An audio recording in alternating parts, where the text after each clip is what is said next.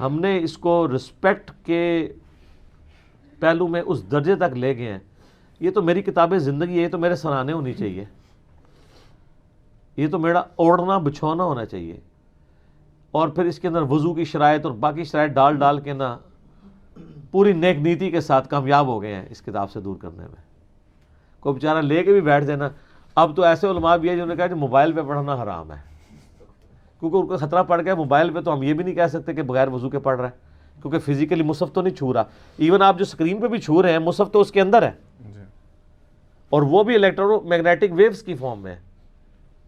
ان کے نزدیک یہ ہے کہ مصحف اگر جنبی شخص بھی کپڑے کے ساتھ مصحف پکڑ لینا تو جائز ہے, ویسے نہیں پکڑ سکتا.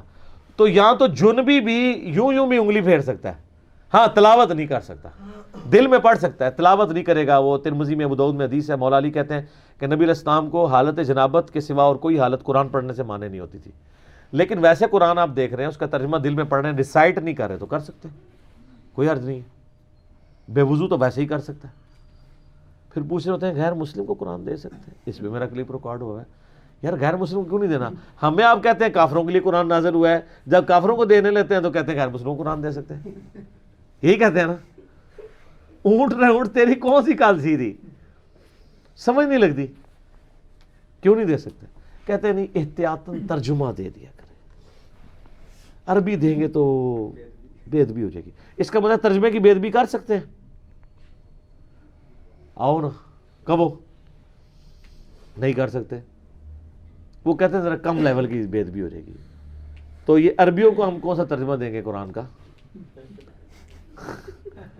عربیوں کو جو قرآن کا ترجمہ دے گا تو وہ تو ایمان سے خارج ہوگا. قرآن کو اگر کوئی عربی میں ترجمہ کرتا ہے تو اس کا کیا مطلب ہے؟ وہ قرآن کی تعریف کر رہا ہے, وہ کیونکہ وہ خود ہی عربی میں نازل ہوا ہے. تفسیر تو آپ عربی میں لکھ سکتے ہیں, ترجمہ تو نہیں کر سکتے اس کا. اللہ کے الفاظ بدلیں. تو سر اس وقت 1.5 کروڑ کاپٹک کرسچن ہیں جو بائی برتھ کرسچن ہیں, اور ان کی زبان عربی ہے, مدر ٹنگ. ان 1.5 کروڑ کرسچنز کو اگر قرآن کسی نے دینا ہے تو وہ کس زبان میں دے گا جن کی زبان ہی عربی ہے؟ ان کو انگریزی نہیں آتی, ان کو اردو نہیں آتی, کیا کریں گے؟ تو قرآن کو بین کافروں نے تو کیا, مسلمانوں نے بھی کسر کو نہیں چھوڑی.